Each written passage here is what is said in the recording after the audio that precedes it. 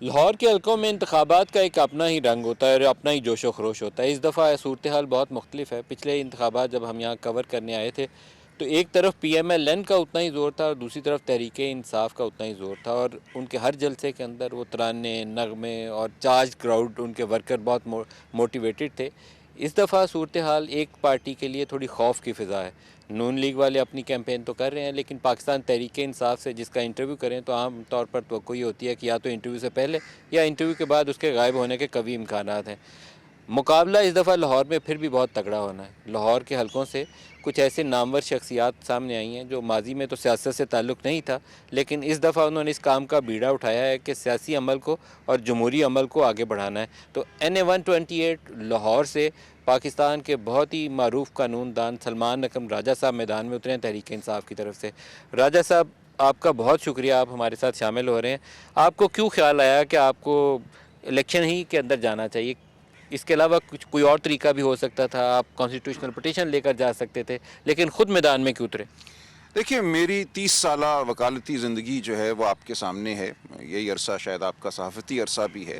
میں نے تمام عمر یہ کیا ہے، بالکل اوائل سے۔ آپ دیکھیں گے سن 95 میں عورت کے حقوق کے حوالے سے یہاں ایک مقدمہ چلا تھا، کیا عورت ولی کے بغیر نکاح کر سکتی ہے؟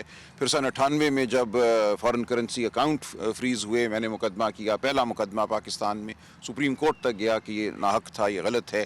اسی طرح بے شمار مقدمے، عسکر خان کیس ہے، NRO کو ڈاکٹر مبشر کی طرف سے میں نے چیلنج کیا۔ تو میری زندگی میں کوئی سال ایسا نہیں ہے جس میں کئی متعدد مقدمے میں نے نہ کیے ہوں آئینی اور قانونی اہمیت کے۔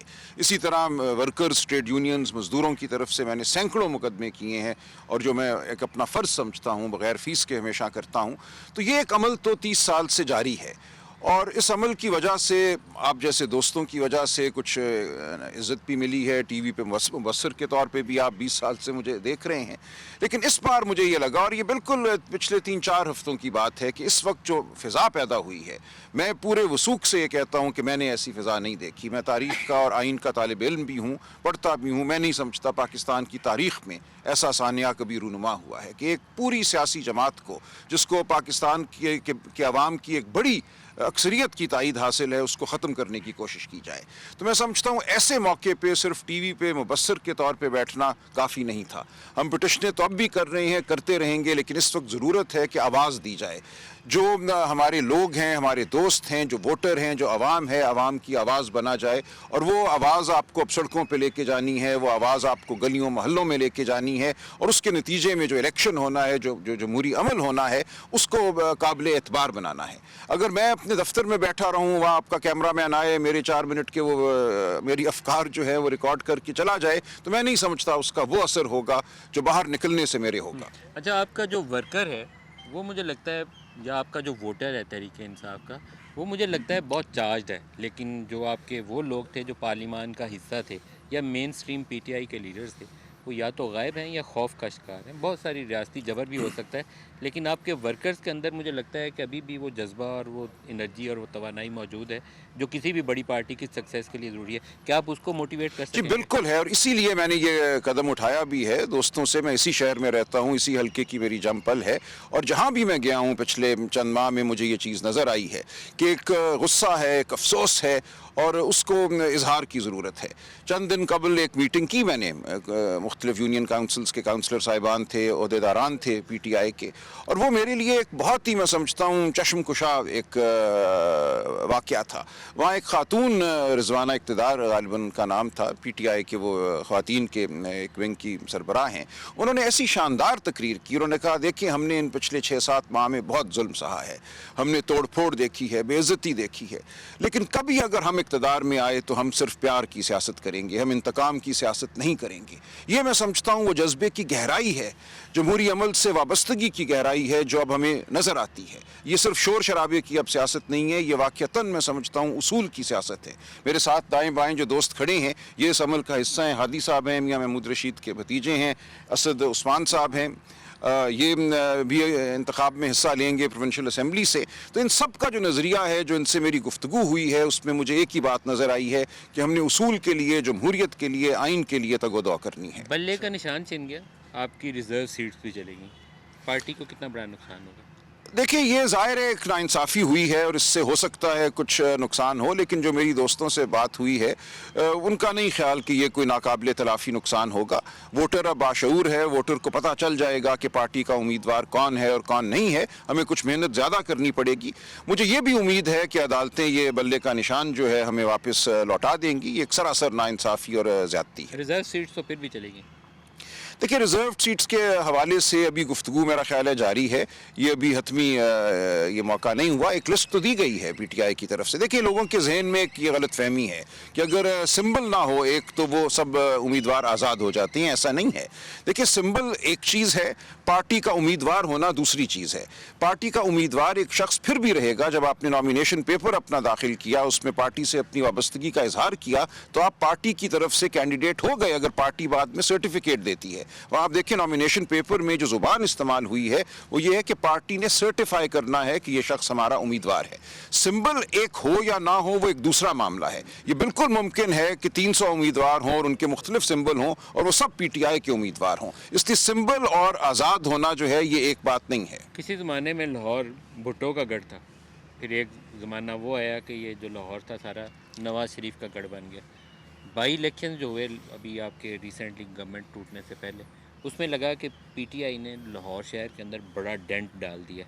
अब क्या देखते हैं क्या होगा फरवरी 2024 को क्या होगा? जी मुझे यही नज़र आता है कि ये डेंट नहीं रहेगा, ये एक बहुत बड़ा शगाफ होगा और इससे एक रेला जो है अवाम का और जमहूर का वो गुजरेगा। जो गम और गुस्से की इस वक्त फ़िज़ा है उसका जवाब वोट की ताकत से दिया जाएगा, उसूल को सरबुलंद किया जाएगा। मैं समझता हूँ अवाम को बहुत ये समझते हैं कमतर, वो समझते हैं अवाम का ताल्लुक सिर्फ गली से है, मोहल्ले में नालियों से है। ऐसा नहीं है। अवाम भी उसूल को देखते हैं, अवाम भी अपनी इज़्ज़त कराना चाहते हैं और जब आप अवाम की इज़्ज़त नहीं करते, उनकी मुंतखब जमात को आप ख़त्म करने की कोशिश करते हैं तो आप अवाम की बेतौकीरी करते हैं। NA 128 के आपके इस हल्के के अंदर कौन कौन से लाहौर के इलाके शामिल हैं? देखिए इसमें ये बहुत बड़ा हल्का है, 9,70,000 आबादी पर मुश्तमिल है। इसमें बहुत सा इलाका इछरे का आएगा, इसमें फ़िरोज़पुर रोड पे आप चलते जाइए तो फिर उसके बाद आप वॉल्टन रोड तक चले जाइए, तमाम इलाका आता है। दूसरी जानिब चेरिंग क्रॉस तक आता है, उसमें क्वींस रोड आ जाएगी, शादमान, शाह जमाल, इकबाल टाउन आ जाएगा, मुस्लिम town, garden town, model town, Gulberg. अच्छा, इसमें फिर दो तरह के इलाके आएंगे। एक तो वो है जो छोटा कारोबारी तबका, टिपिकली वो PMLN का वोटर होता है। दूसरा वो जो पढ़े लिखे या ज़्यादा पॉश एरियाज़ हैं, वो हो सकता है कि आपके सलमान अकरम राजा साहब से ज़्यादा मुतासर हमें नज़र आए, पढ़े लिखे आदमी वकालत करते। देखिए हो सकता है ऐसा कोई तफावत हो, लेकिन हम जाएंगे, हम हर गली में जाएंगे, हर मोहल्ले में जाएंगे। हमारा जो पैगाम है वो सिर्फ कोई पॉश इलाकों के लिए नहीं है, वो उन इलाकों के लिए है जहाँ लोग वाक़यातन मैं समझता हूँ ख्वाहिश रखते हैं कि उनकी ज़िंदगी में तब्दीली आए। क्या वजह है कि एक बच्चा जो एक गली मोहल्ले में पैदा होता है, गली मोहल्ले के स्कूल में जाता है, वो वहाँ से आगे नहीं बढ़ सकता। स्कूलों को, तालीमी इदारों को तो एक इंजन होना चाहिए इंसानी ज़िंदगी में तफावत लाने के लिए, इंसानी ज़िंदगी में बेहतरी लाने के लिए। हमारे स्कूल लाहौर जैसे शहर में भी जो हैं दुनिया के अबतर तरीन स्कूलों में उनका शुमार होता है जो हुकूमती स्कूल हैं। लिहाजा इस शहर की जो मुश्किलात हैं वो वही हैं मैं समझता हूँ जो पूरे पाकिस्तान की हैं, और उन मुश्किलात का अज़ाला जो है हमारा अव्वलीन फ़र्ज़ है। अगर शाह महमूद कुरैशी को रिहाई मिल जाती है, साइफर केस के अलावा उनके ऊपर और कोई मुकदमा नहीं है, तो आपके ख्याल में पार्टी को एक फेस मिल जाएगा इस कैंपेन को लॉन्च करने के लिए? ये बहुत अच्छी बात होगी और मुझे पूरी उम्मीद है। मैं समझता हूँ अब उनका कानूनी हक है कि उनको रिहाई मिले, और मैं ये भी समझता हूँ कि इमरान खान साहब का भी ये हक है कि उनको रिहाई मिले। उनके ख़िलाफ़ भी जो केसेस थे, लग़्व नौइयत के जो मुकदमे हैं, उनकी हकीकत सुप्रीम कोर्ट की एक हेयरिंग में सामने आ चुकी है।